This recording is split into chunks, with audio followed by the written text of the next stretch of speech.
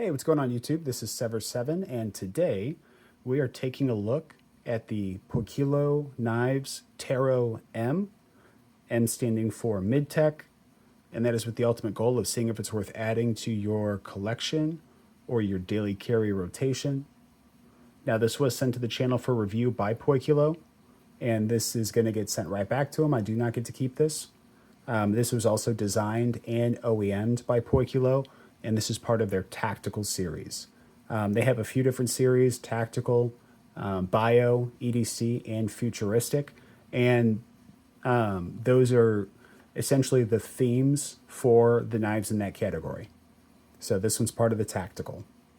Before we get started, I do want to say I appreciate the subscribers, the people that are liking, commenting on the videos. The engagement is awesome. Please keep doing what you're doing and know that it's appreciated.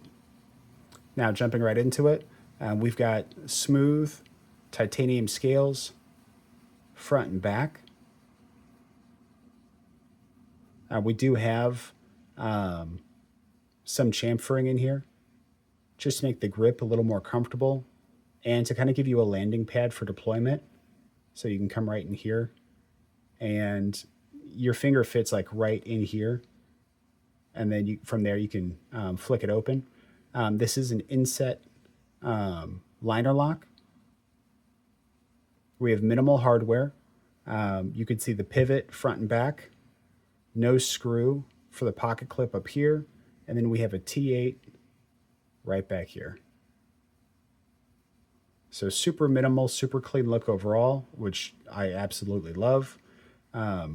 We have a Zircotai deep carry milled non-reversible pocket clip. And I mean, this Zircotai is breathtaking. It's like purples and blues and then like some dark grays. This is, between all the Zircotai and different inlays and Damascus and everything that I've seen, this by far is my absolute favorite. And then taking a look back here, we've got a full Zircotai backspacer, and it's got this sandwich pattern, which is unbelievably cool, and I have no idea how they managed to do this. But then just to add a little more pizzazz, we get about a little over halfway down, and we actually have functional jimping in the Zircotai.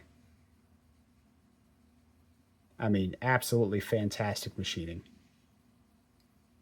We do also have a spot for a lanyard for anybody that wants to use that. And then if you notice, you can see the Zircotai continues down here and even wraps around, which is, I mean, crazy awesome, because I don't think anybody would have complained if they did like, you know, 1/3 backspacer and then like didn't wrap it around.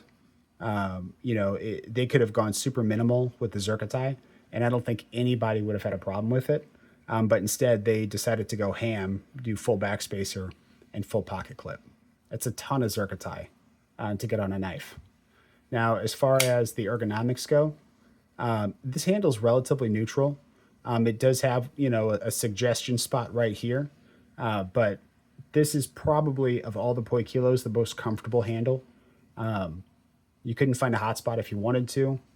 Even white knuckling it, they've got the pocket clip rounded on the sides. They've got it rounded up here. So no hot spots, nothing uncomfortable about it. This is truly an all-day user, and you're not going to feel any like pain spots or anything like that. Incredibly ergonomic, incredibly comfortable knife. Now, as far as the overall weight goes, how does it feel? This thing feels hefty. This knife is noticeably heavier than what it looks like. Yeah, I mean, you're going to notice the heft. You'll notice it in the pocket. You're going to notice it in the hand. As far as the balance goes, we are slightly butt heavy, and that's likely due to the Zircotai. But overall, we're fairly well balanced, which means while using it, it's not going to feel super butt heavy. You're going to feel like the weight's evenly distributed, which means it will handle like a much lighter knife, right? Because of that balance. Now, we do have jimping, and this is functional jimping. They have other knives with the same pattern of jimping that I've said isn't functional, but these grooves are just deeper, right? For whatever reason. And that causes them to be practical. Like you can actually use it and it'll lock you in. As far as the blade shape goes, we've got this really, really nice, aggressive tanto with a beautiful hand rubbed satin. If you guys can see that in the light. Yeah, hand rub satin. We have the same hand rub satin on the swedge and on the flats. We are rocking a flat grind, and we are using Bowler M398, which is like a beefed up version of M390. It's not a tough steel, but it is going to have exceptional edge retention and good corrosion resistance overall. But definitely a great performer for your daily EDC stuff. Now, as far as the detent goes, the detent feels a little more than medium. It's I don't want to say it's a strong detent. Like I like it, but some people might consider it a strong detent, right? So between medium and strong, but because of the leverage they give you with the front flipper, it's easy deployment. And then if you're comfortable reverse flicking, it's easy enough to do there. I haven't tried the thumb. Okay, there we go. You just have to make sure that you actually get inside, and then you can also thumb flip it too. But overall, I find it to be very satisfying. Now, as far as the acoustics go,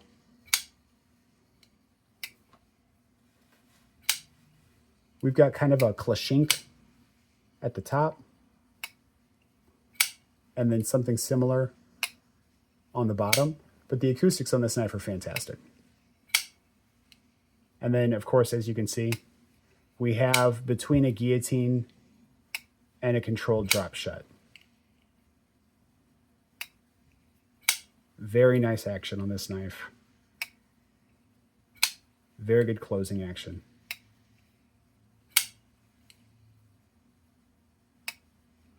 Now, access to the lock bar, as with all of their knives so far, is plenty easy, very comfortable to disengage. They give you plenty of room to get in there. They've got chamfering in here.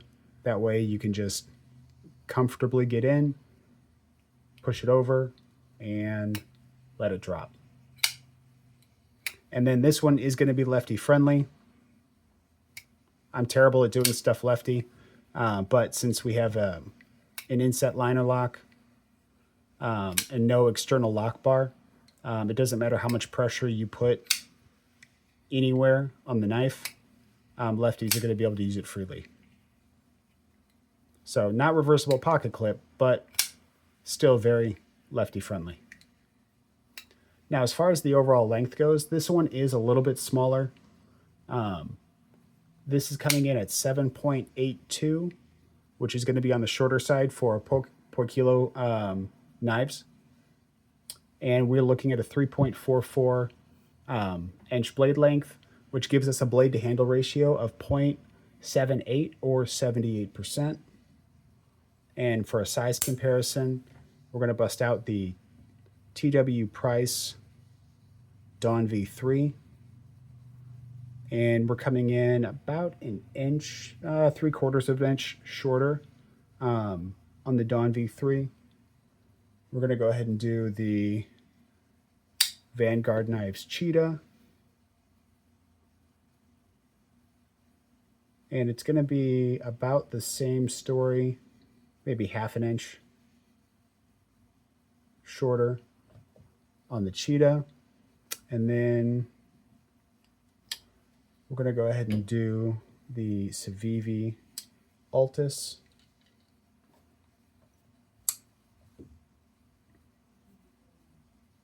And that's coming in, I'd say about an inch and a half shorter. And I'm going to go ahead and do the ProTech Integrity button lock.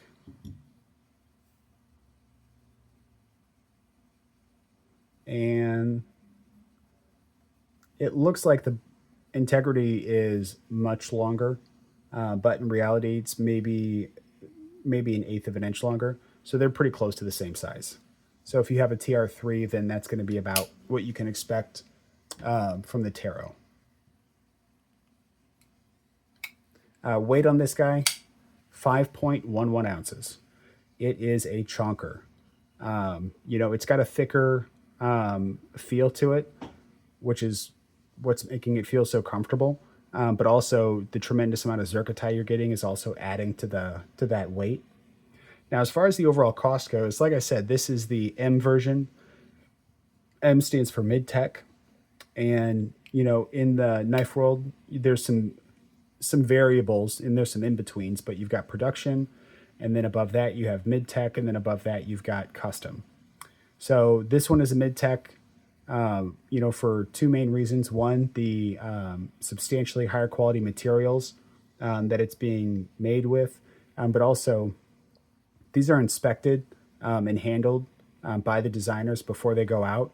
And anytime you add hands-on to a knife, you're getting in the realm of mid-tech, right? Now, if you just grab it and give it a once-over, that's not mid-tech, you know. But if the designer is, you know, actually interacting with it and handling it, you know, making any adjustments, tuning, anything like that, that's when you go from production to mid-tech. The other reason is these materials. You know, having a full zircotite pocket clip, having this full zircotite backspacer that wraps around, the beautiful hand satin that's been done to it, all of these things add to the value and the cost. Now, with that being said, this comes in quite a bit less expensive than I would have expected. This one's coming in at $570. $570. And considering that these guys are a step ahead of other premium Chinese OEMs like Riot, step ahead of Bestech, ahead of Wii, you know, I mean, if you look at some of the premium Riots and Wiis, I mean, those guys hit, you know, $500 with plenty of their models. You look at the most premium Bestechs, and they're into the $500-$600. I mean, I've seen some Bestechs up to $800, right? So they all kind of flirt in the same territory. And Poikilo is going to be more expensive on average than, you know, your Riot and your Bestech and your Wii. But that's because they're also going to be better quality machining and better build construction on average too. So at $570, I think that price is well worth it, definitely justified. I can see exactly where the price is coming from. But what I will do is I'll link this at White Mountain Knives. They're out of stock at the moment, but whenever they get stock back in, you can use that 10% discount code.